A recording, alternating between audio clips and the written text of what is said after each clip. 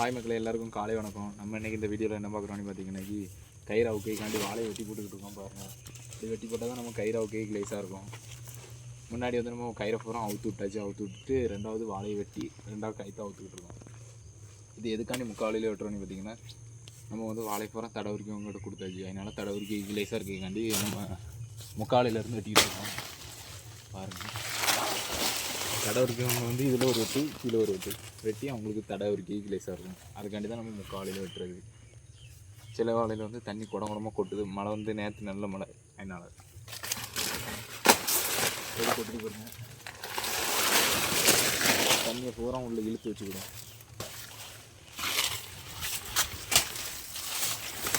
நம்ம வீடியோ வந்து நிறைய பேர் லைக் அண்ட் சப்ஸ்கிரைப் பண்ணாமல் வச்சுருக்கீங்க.